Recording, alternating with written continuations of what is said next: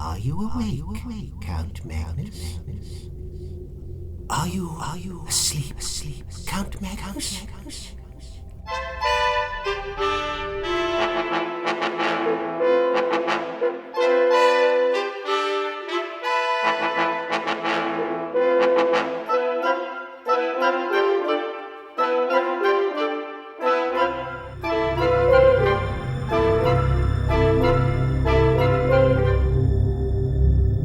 I stood in the shadow of Rawbeck Hall, home to the distinguished De la Gardie family. I planned to pen my next travel book on Scandinavia, and I had most generously been given access to all parts of the De la Gardie family home and estates in Sweden. According to the family letters and other documents, which I had kindly been given permission to peruse in the course of my studies, the most notorious member of the family, Count Magnus de la Gardie, was a most cruel fellow, with a keen interest in matters alchemical and occult. There were distressing accounts, not only of floggings and even brandings meted out to his tenants for the most trifling of offences against punctuality, but also, scarce credible, of men burnt alive with their families in homes the land of which adjoined the Count's own. Rumour had it that the Count had made the black pilgrimage to the ruined Galilean city of Chorazin, in which, so prophecy would have it, the Antichrist was to be born. It was widely believed that he had brought back with him from his travels someone or something, but as to the nature of this companion I could discover nothing.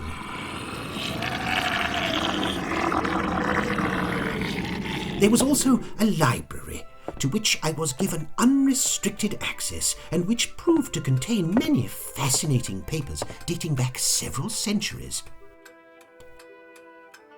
If any man desires to obtain a long life, if he would obtain a faithful messenger and see the blood of his enemies. Oh. I was staying at a local inn, and Rawbeck House was but a short walk away, in the course of which I should have to pass the church and its adjoining mausoleum, which contained the remains of the Count. This mausoleum was a quaint, 8-sided building built at the eastern end of the north aisle. The ceiling of the church was adorned with a most hideous Last Judgment, full of lurid flames, falling cities, burning ships, crying souls, and ghastly grinning demons. It reminded me of a tale the innkeeper had told me the previous night. The Count had been dead 100 years or so when 2 local men decided to poach on his land, despite warnings that they would meet with persons walking who should not be walking.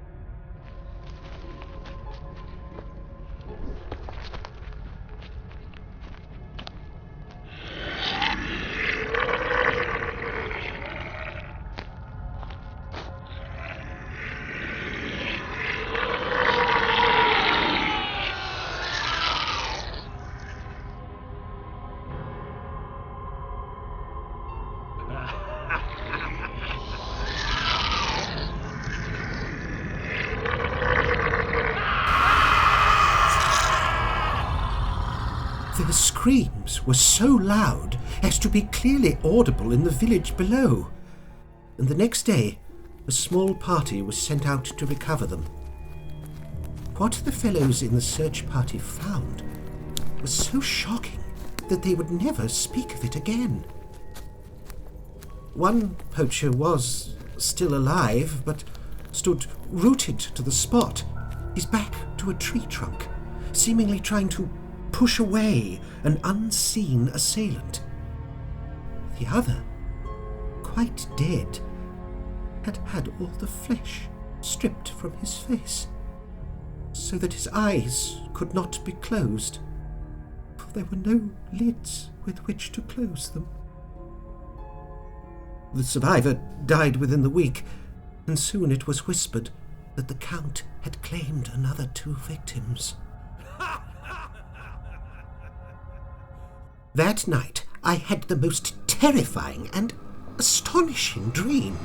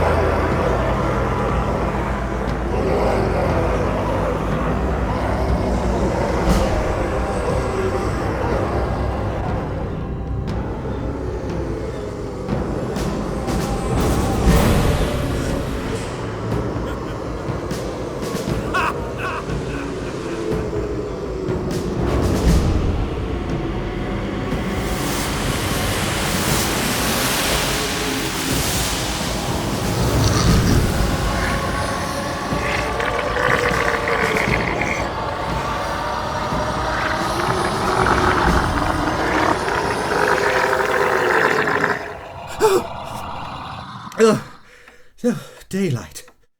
Thank goodness. The next day, we visited the mausoleum. The interior was surprisingly well lit, and the central space was occupied by 3 sarcophagi. 2 of these bore a large crucifix upon the lid, but the third had none, only a full-length effigy. But it was the scenes engraved around this effigy that were so strange. So very strange.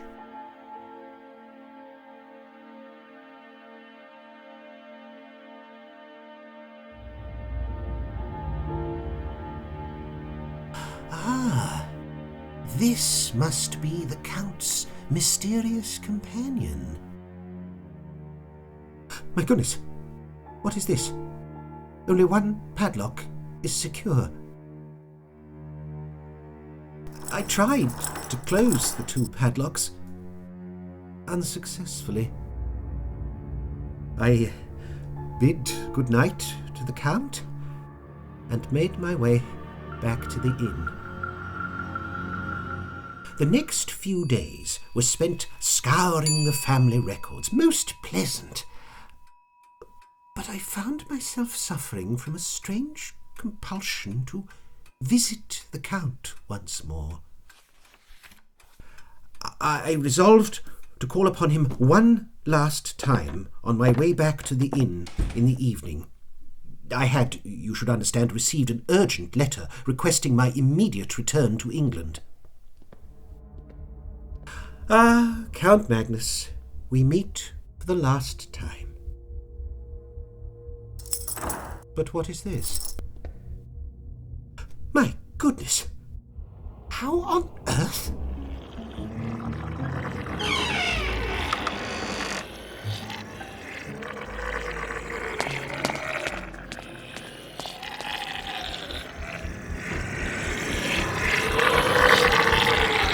What is this I have done?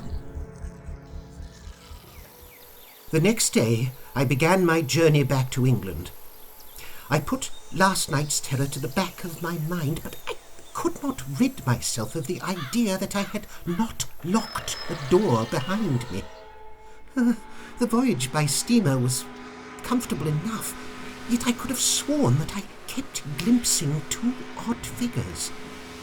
One tall and cloaked with a broad-brimmed hat, the other short and shrouded in some dark hooded garment.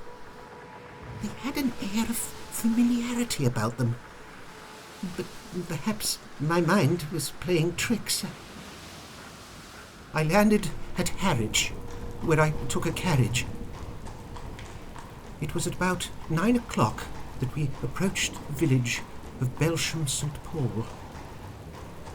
We came to a crossroad, and I saw them again. I am being toyed with, I fear. I find myself in decent lodgings. I'm to be quite comfortable. They are closer now. What's that on the stair? Count Magnus! You have found me! Oh no! I beg you! Ah!